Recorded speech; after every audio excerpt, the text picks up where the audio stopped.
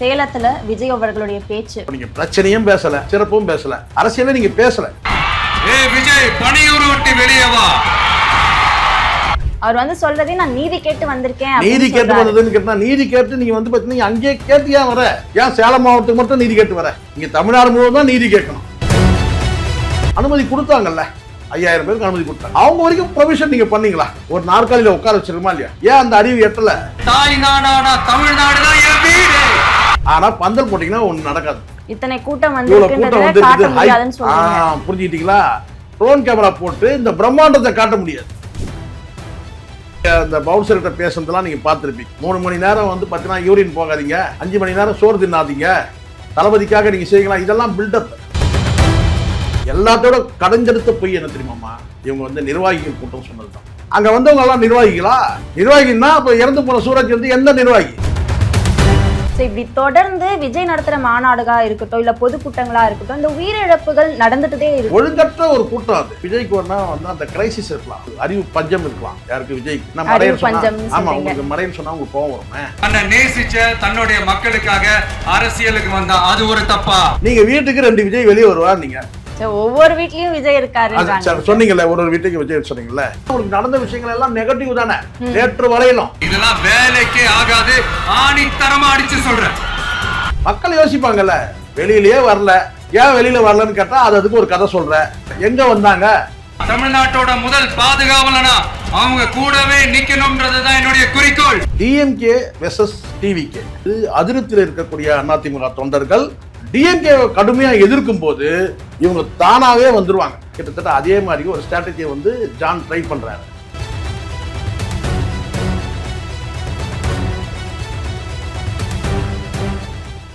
Cloud7 voice நேயர்களுக்கு வணக்கம். இன்றைய நேர்காணலில் நம்மோடு இணைந்திருக்கிறார் பத்திரிகையாளர் சேக்குவாரா ஜெய்சங்கர். வணக்கம் சார். சேலத்துல விஜய் அவர்களுடைய பேச்சு, அதை எப்படி பாக்குறீங்க? இந்த தடவையாவது கொஞ்சம் இம்ப்ரூவ்மெண்ட் இருக்கு அப்படின்னு நினைக்கிறீங்களா? எதுல இம்ப்ரூவ்மெண்ட்? அவருடைய அரசியல் பேச்சாவே இல்லைன்னு பல விமர்சனங்கள் வந்துட்டு இருக்குல்ல. அது எப்படி என்ன இம்ப்ரூவ்மெண்ட் நீங்க கேட்கும் போது சொல்லுவாங்க தெரியுங்களா? வடிவேல் சொல்ற மாதிரி ஸ்டார்டிங்லாம் நல்லா தான் இருக்கு, ஃபினிஷிங் சொதப்பதை பண்ற மாதிரி தான் இருக்கு. நான் என்ன சொல்றேன்னா, நீங்க இன்னும் ஒரு அரசியல் முதிர்ச்சியான பேச்சு இல்லை. முதல்ல ரொம்ப எளிமையா சொல்றேம்மா. ஓகே, ஒரு பல பேர்கிட்ட கேட்குறேன், அதுக்கு பதிலே தெரியல, யாருமே பதில் சொல்ல மாட்டேன். நான் ஒன்று தான் நான் கேட்குறேன். இப்போ அந்த மாநாடுன்றத ஒரு பிரச்சார கூட்டத்தில் கேரவனில் மேலே ஏறி நின்று பேசுகிறார்ல, இதை சேலத்தில் போய் பேசாமல் வேற எங்கே வேணாலும் நீங்கள் போய் பேசிடலாம். நீங்கள் வீட்டிலேருந்தே கூட பேசி கூட ஒரு வீடியோ போட்டிருக்கலாம். இல்லை சேலத்தில் போய் நீங்கள் பேசுறீங்கன்னா அந்த சேலம் மாவட்ட பிரச்சனைன்னு ஒன்று இருக்கல்லம்மா. ஒவ்வொரு மாவட்டத்தில் பிரச்சனை இருக்கா இல்லையா? எல்லா மாவட்டங்களும் பிரச்சனை இருக்கு, சரிங்களா? அப்போ சேலம் மாவட்டத்தில்னு ஒரு பிரச்சனை இருக்குது, அந்த மக்களுக்குன்னு பிரச்சனைகள் இருக்குது. அதை எடுத்து பேசணுமா இல்லையா? நீங்கள் என்ன செய்ய? இப்போ சேலம் மாவட்டம் எடுத்தீங்க, அங்கே அடிப்படை என்ன? முதல்ல அந்த மக்களுடைய வாழ்வியல் முறையை சொல்லணும். முதல்ல இருக்கிற 2000 ஆண்டு பாரம்பரியம் இருக்குது சேலத்துக்கு. முதல் தமிழ்நாடு நீங்கள் டிசைன் பண்ணும்போது, வடிவமைக்கும் போது அறிவிக்கப்பட்ட மாவட்டங்களில் முதல் மாவட்டம். அதை தாண்டி அங்கே இருக்கிற பார்த்தீங்கன்னா விவசாய மாம்பழத்துக்கு பிரசித்தி பெற்றது, மரவள்ளி கிழங்கு பிரசித்தி பெற்றது விவசாயத்தில். அந்த மரவள்ளி கிழங்கு மூலமாக தான் இன்றைக்கி ஜவ்வரிசி உலகம் முழுவதும் ஜவ்வரிசி எக்ஸ்போர்ட் ஆகுது. எங்கேருந்து? சேலத்துலேருந்து. முதல்ல உணவு விஷயத்தில் வர, அதுக்கப்புறம் ஸ்டீல் ஃபேக்ட்ரிகள் இருக்குது.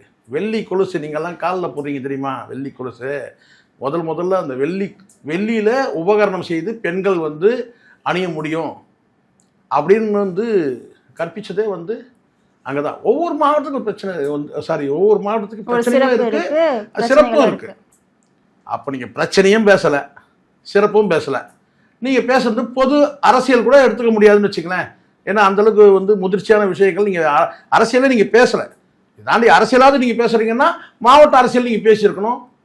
அங்க மாவட்டம் திமுக எத்தனை முறை சட்டமன்ற தேர்தலில் வெற்றி பெற்றிருக்கிறாங்க, பாராளுமன்ற தேர்தலில் எத்தனை முறை வெற்றி பெற்றிருக்கிறாங்க, அதிமுக எத்தனை முறை பார்த்தீங்கன்னா சட்டமன்ற தேர்தலில் வெற்றி பெற்றிருக்கிறாங்க.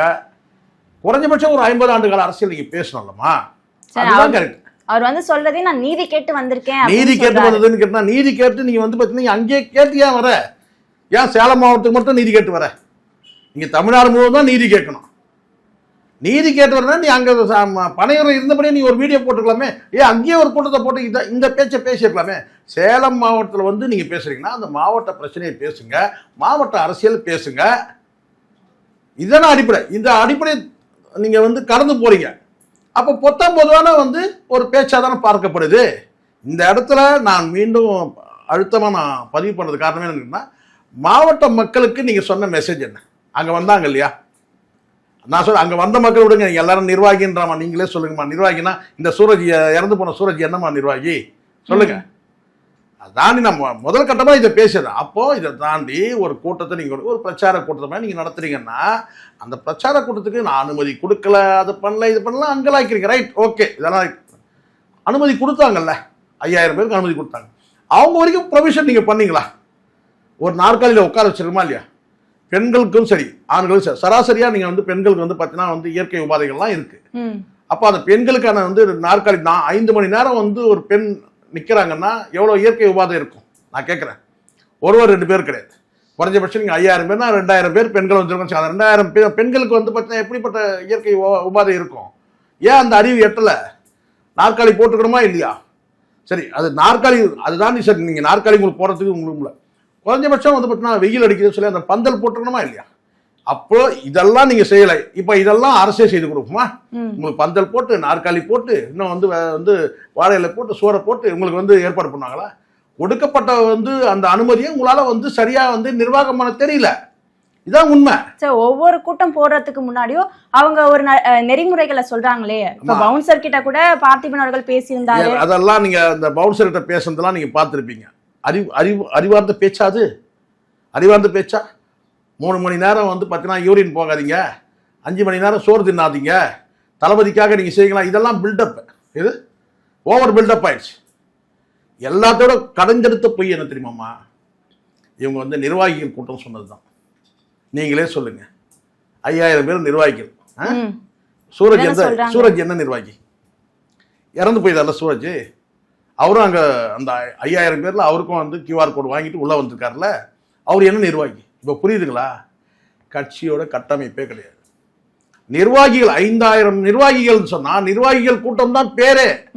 மக்கள் சந்திப்பு இல்ல, நிர்வாகிகள் சந்திப்பு கூட்டம். அந்த நிர்வாகிகள் கூட்டம்னா அங்க வந்தவங்க எல்லாம் நிர்வாகிகளா? கிடையாது. நிர்வாகின்னா அப்ப இறந்து போன சூரஜ் வந்து எந்த நிர்வாகி? எந்த வட்டத்துக்கு, எந்த ஊராட்சி மன்றத்துக்கு, இல்ல பேரூராட்சிக்கு அல்லது வந்து மாநகராட்சிக்கு? எங்க அவர் வந்தவர் வந்து எங்க இருந்து வந்தாரு? நீங்க சேலம் மாவட்ட நிர்வாகிகள் நீங்க 5000 பேர் நீங்க சொல்றீங்க. 5000 பேர்னா சூரஜ் எந்த நிர்வாகி? இறந்து போன நிர்வாகி. இன்னும் பலரும் மயக்கம் அடைஞ்சிருக்காங்க. ஸோ இது வரைக்கும் இந்த நிமிடம் வரைக்கும் இந்த நிமிடம் வரைக்கும் பாடி வந்து ஹாஸ்பிட்டல் இருக்கு. அதை போய் வந்து ரெக்கவர் பண்ணவே இல்லை. ரெக்கவர் பண்ண மீன்ஸ் தான் இவங்க ரெக்கவர் பண்ணி முன்னிருந்து எல்லாமே செய்யணும். ஆனா இந்த நிமிடம் வரைக்கும் பார்த்தீங்கன்னா பார்க்கறதுக்கு போவே இல்லை. சரி, இப்படி தொடர்ந்து விஜய் நடத்துற மாநாடுகா இருக்கட்டும், இல்ல பொதுக்கூட்டங்களா இருக்கட்டும், இந்த உயிரிழப்புகள் நடந்துட்டதே இருக்கு. அது காரணம் அடிப்படை அவங்க கிட்ட தான் பிரச்சனை, சிக்கல் அவங்க கிட்ட தான் இருக்கு. நான் பார்த்த வரைக்கும் நான் சொல்றேன், ஒழுங்கற்ற ஒரு கூட்டம். அது நீங்க தானே ஏற்பாடு பண்ணணும். இப்ப நான் கேட்கிறேன், சமீபத்தில் கூட விருதுநகர்ல டிஎம்கேல பண்றாங்க. எடப்பாடி வந்து கோபிச்செட்டிப்பாளையம் வந்துட்டு போறாரு. இப்படி எல்லாமே அங்கெல்லாம் இப்படி நடக்குதா? அங்கெல்லாம் எதுவும் நடக்கலையே. நீங்க வந்து உங்ககிட்ட வரக்கூடிய நபர்களும் ஒழுக்கமற்றவர்களா இருக்கிறாங்க. அதாண்டி உங்ககிட்டயே வந்து பார்த்தீங்கன்னா எல்லாமே காட்சிப்படுத்தல் தான் இருக்கிறது தவிர அடிப்படையில் இது எப்படி செய்யணும், என்ன பண்ணலாம், யாருக்கும் ஒருவருக்கும் அங்கே வந்து பார்த்தீங்கன்னா வந்து அந்த மாநாட்டை நடத்தக்கூடிய அந்த நிகழ்ச்சியை நடத்தக்கூடியவங்களுக்கு வந்து ஒரு பொறுப்பு இல்லை. நீங்கள் பொறுப்பு இருந்தால் யோசிக்கணும். சாதாரணமாக 5 மணி நேரம் ஆகும். அந்த 5 மணி நேரம் வந்து பார்த்தீங்கன்னா அந்த வெயிலில் தான் நிற்கணும். ஏற்கனவே நமக்கு வந்து உங்களுக்கு தெரியுமாம்மா, நீங்கள் என்ன தான் செருப்பு போட்டாலும் சரி, சுற்றி மலைகள் இருக்குது. அங்கே இருக்கிற கருங்கல் பாறையிலேருந்து பார்த்தீங்கன்னா சூரிய ஒளி வந்து பார்த்தீங்கன்னா ரெஃப்ளெக்ட் ஆகும். அப்படியே அந்த வெப்பத்தை அப்படியே கக்கும். எங்கே வரும் அந்த வெப்பம் எல்லாம் கேட்டினா மண்ணில் தான் வரும். நீங்கள் என்ன தான் ஜேசிபி வச்சு நான் சுத்தம் பண்ணிட்டேன் அது பண்ணி கேட்டினா மண் சுடும். சாதாரணமாக நீங்கள் கேப் சொல்லலாம். நான் வந்து கேப் கொடுத்துட்டோம். கேப் கொடுத்தா தலைக்கு மட்டும் கேப் கொடுத்துருங்க, அவ்வளோதான். தலைக்கு கேப் கொடுத்தா கூட பார்த்தீங்கன்னா துணி தானம்மா அது தாண்டி வராதா? நான் கேட்குறேன். நீங்கள் கேப் கொடுத்ததுக்கு பதில் இதே நீங்கள் வந்து ஒரு பார்த்தீங்கன்னா ஒரு 5 அடி தாண்டி வந்து தலைக்கு மேலே ஒரு 5 அடி 10 அடி தாண்டி உங்களுக்கு வந்து ஒரு நிழல் போட்டிருந்தீங்கன்னா அது கரெக்டாக இருக்கும். நீங்கள் ஃபேன் கூட போட வேணாம். அதுதான் வந்து அந்த பந்தல் போட்டிருக்கணும். 5000 பேர் தானே, நீங்க பந்தல் போட்டிருக்கலாமே. ஆனா பந்தல் போட்டீங்கன்னா ஒண்ணு நடக்காது. என்ன நடக்காது? இந்த ட்ரோன் கேமரா போட்டு கவர் பண்ண முடியாது. இத்தனை கூட்டம் புரிஞ்சுக்கிட்டீங்களா? ட்ரோன் கேமரா போட்டு இந்த பிரம்மாண்டத்தை காட்ட முடியாது. அப்படியே கீழ் லெவல் தான் காட்ட முடியும். அப்போ மேல டாப் ஆங்கிள் இருந்து காட்ட முடியுமா? காட்ட முடியாது. இதுதான் உண்மையான காரணம். சரி, இப்ப வரைக்குமே திமுக தாவேக்காவை பார்த்து பயப்படுது அப்படின்றத விஜய் அவர்கள் பேசுறாரு. அது மட்டும் இல்ல, எங்களுக்கு 30% ஓட்டு வங்கி இருக்குன்றத இப்பவும் சொல்றாரு. அதை எப்படி பாக்குறீங்க? அடிப்படையில ஒரு விஷயம் நல்லா புரிஞ்சுக்கணுமா, இங்க எல்லாருமே வந்து வேணா வந்து விஜய்க்கு வேணா வந்து அந்த கிரைசிஸ் இருக்கலாம், அந்த நாலேஜ் கிரைசிஸ்ங்கன்னா அறிவு பஞ்சம் இருக்கலாம். யாருக்கு? விஜய்க்கு. மடையன்னு சொன்னா உங்களுக்கு கோவம் வரும்னே. அதனால கேட்டால் அறிவு பஞ்சம் வேணா இருக்கலாம். நமக்கெல்லாம் அந்த பிரச்சனையே கிடையாது. சரிங்களா? நமக்கு மிதமிஞ்சிய அறிவு இருக்கு. இன்னும் சொல்ல போனா இது அப்படியே வழிகிற அளவுக்கு அறிவு இருக்கு. இவங்களுக்கு வந்து பார்த்தீங்கன்னா வந்து அங்கே கிரைசிஸ் மண்டையில் எதுவும் மசாலா எதுவுமே கிடையாது. அடிப்படையில் ஒரே கேள்வி தான், சிம்பிளான கொஸ்டின் கேட்டனா, என்ன ஸ்ட்ராட்டஜி, எந்த வியூகத்தின் அடிப்படையில், எந்த புள்ளி டேட்டா, ஸ்ட்ராட்டஜி வித் டேட்டா, எந்த அடிப்படையில் உங்களுக்கு வந்து 30% ஓட்டு வரும்னு சொல்லுங்க. கருத்து கணிப்பு இருக்குன்னு சொல்றாங்க. என்ன யார் எங்க எடுத்தீங்க கருத்து கணிப்பு? நீங்க வீட்டுக்கு 2 விஜய் வெளியே வருவா, நீங்க போய் மைக்கை கொண்டு போய் நீட்டி கேட்கறோம், உங்க வீட்டுல இருந்து ஒரு விஜய் வர சொல்லுங்கன்னு சொல்லிட்டு ஏங்க போங்க பேசாம பண்றாங்க. ஒவ்வொரு வீட்லயும் விஜய் இருக்காரு சொன்னீங்கல்ல, ஒரு வீட்டுக்கு விஜய் சொன்னீங்கல்ல. இப்ப நான் கேட்கறேன், இப்ப நீங்க சொல்லுங்க, உங்க பார்வையை விட்டுறேன், உங்க வீட்லயோ இல்ல பக்கத்துலயே சொல்லுங்க. விஜய்க்கு ஒரு இளைஞர் பட்டாளம் இருக்கு, பெண்களுடைய ஆதரவு விஜய்க்கு இருக்கு. நான் சொல்றேன், நான் மறுக்கவே மாட்டேன். நான் இருக்கிறதா தான் நேர்மையா பேசணும்னு நினைக்கிறேன். இருக்கு, நீங்க சொல்ற கணக்கு கிடையாது. இருக்கு. சினிமா நடிகர்ன்ற அந்த பார்வை வந்து இன்னும் விஜய் மீதான அந்த பார்வை மாறல. ஒரு அரசியல் கட்சி தலைவராக வந்து அவரை வந்து ஏத்துக்கல. அரசியல் கட்சி தலைவராக ஏத்துக்கிட்டவங்கன்னா ஒரு 2% 3% இருக்கலாம். அந்த அரசியல் புரிதல் இல்லாதவங்களுக்கு என்ன இருக்கலாம், இவர் அரசியல் கட்சி தலைவராக. மீதியெல்லாம் இன்னும் ரசிகர்களாக தான் இருக்கிறாங்க. அந்த ரசிகர்கள்லாம் அப்படியே வாக்களிப்பாங்களான்னு சொல்ல முடியாது. அதனால அதுக்காக கூட்டமே இல்லைன்னு சொல்கிறேன். ஆனால் இவங்க சொல்கிறாங்க இல்லையா 30% 40%, அதுக்கெல்லாம் வாய்ப்பே கிடையாதுமா. அது எம்ஜிஆருக்கே அந்த மாதிரி வாய்ப்பு முதல்ல ஆரம்பத்தில் கிடைக்கல, அடுத்தடுத்து தான் கிடைச்சிது.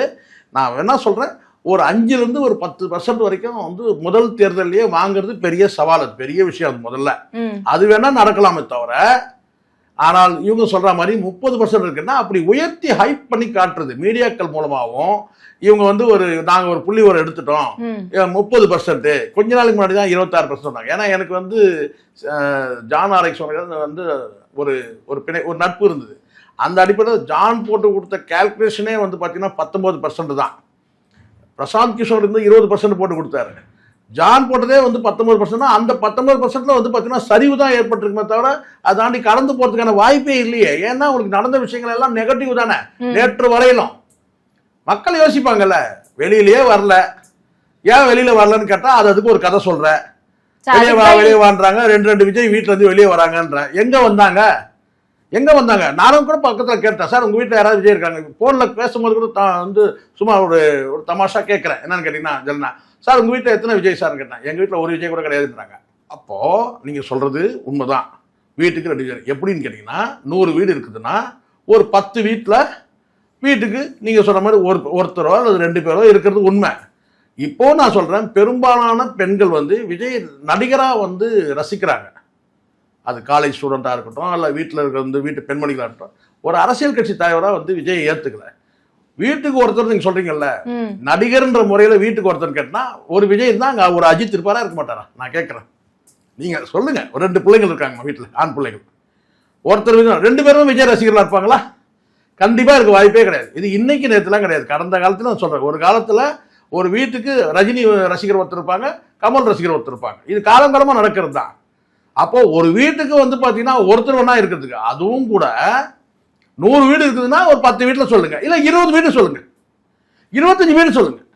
ஆனா வீட்டுக்கு வீடு வந்து பாத்தீங்கன்னா 2 விஜய் இருப்பாங்க, ஒரு விஜய் இருப்பாங்கன்னு சொல்றதுலாம் அதீதமான கற்பனை, வாய்ப்பே இல்லை. அப்போ ஒரு 10% வரலாம். முதல் தேர்தல் 10% பெரிய சவால். ஆனால் நீங்க நினைக்கிற மாதிரி 20% 30% வாய்ப்பே கிடையாது. சரி, ஆனா இவரு தொடர்ந்து திமுக மட்டும் எதிர்த்து பேசிட்டு இருக்காரு. மற்ற கட்சிகளை அவர் களத்திலே இல்ல அப்படின்றத இந்த கூட்டத்திலயும் பேசுறாரு. நல்லா புரிஞ்சுங்க, இதுதான் அறிவார்ந்த வியூக அமைப்பாளருடைய அறிவை பாராட்டணும். இந்த இடத்துல தாவேகாவோட அந்த ஸ்ட்ராட்டஜிஸ்ட் இருக்கார்ல ஜான் ஆரோக்கியசாமி மிக சிறந்த அறிவாளி. நம்ம 2 பேரும் இங்கே உட்காந்து பேசிட்டு இருக்கிறோம்னு கேட்டால் கீழே அண்டர் கிரவுண்ட் நடந்து போயிட்டு இருப்போம் பேஸ்மெண்ட்டில். அந்த மாதிரி ஆள் யார் ஜான் ஆரோக்கிய சாதாரண ஆளுக்கு நான் பழகிருக்கிறேன்னா கிட்டத்தட்ட ஒரு 4-5 முறை நாங்கள் சந்திச்சிருக்கிறோம், நேராக சந்தித்து பேசியிருக்கிறோம். ஒரு 40-50 தடவை மேலே பார்த்தீங்கன்னா 11 மணி 12 மணிக்கும் பேசியிருக்கிறோம். உண்மையிலேயே சொல்கிறோமா யார் என்னாலும் எனக்கு வந்து பாரபட்சம் நான் பேசுகிறேன். எனக்கு இந்த நேர்மையாக பேசணும் தான் நான் ஆசைப்படுவேன். நான் எதுக்கும் ஆசைப்படுறேன்னா கிடையாது. ஒரே வார்த்தைன்னா மிக சிறந்த அறிவாளி. என்ன பண்ணுறாங்க கவனிச்சிங்களா நீங்கள்? ஜான் இவங்களாம் வந்து மடையனுங்க. யார்? விஜய், அப்புறம் இந்த ஆதவர்ஜுனா, இந்த கூட இருக்கிற வந்து அவங்க வடிகட்டின முடியும் யார்? புஷியானது வந்து பார்த்தீங்கன்னா மொத்தமே நீங்கள் வந்து தலையை நீங்கள் வந்து பார்த்தீங்கன்னா வந்து மொத்தமே களிமண் தான், ஒன்றுமே இல்லை. அங்கே முழுக்க வந்து விஜய்க்கு வந்தால் பார்ஷியலாக சொல்ல முடியும். ஒரு 3/4வாசி களிமண், ஒரு கொஞ்சம் 1/4வாசி வேணால் வந்துருக்கலாம். இவருக்கு பாதி யாருக்குன்னு கேட்டால் அந்த ஆதவர்ஜுனாக்கு.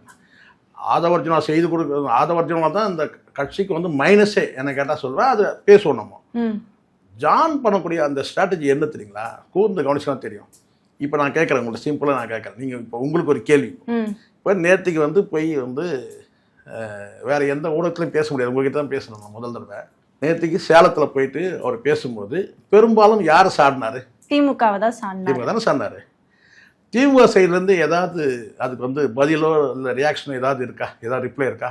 இல்லை. ஆனால் இன்னொரு படி மேலே பார்த்தீங்கன்னா வந்து நயினார் நாகேந்திரன் சொன்னக்கூடிய அந்த திரிஷா மேட்டருக்கு தான் அவன் வந்து விஜய்க்கு ஆதரவாகவே, இன்னும் சொல்லப்போனால் ஆதரவுன்றதால திரிஷாவுக்கும் ஆதரவாகவே தான் நயினார் நாகேந்திரனை கண்டிக்கிற இடத்துல இருக்கிறாங்க.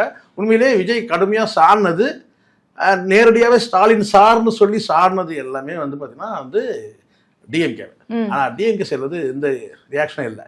ஆனால் அதிமுகவை பெரிய அளவில் எதுவும் சாடவே கிடையாது. உங்களுக்கு தெரியும். அது போகிற போக்கில் அண்ணாவை வச்சு பேரை வச்சு சொல்கிறாங்க. அண்ணாவை வந்து மறந்துட்டாங்க இவங்கன்றது தான் சொன்னார் தவிர எதுவும் இல்லை.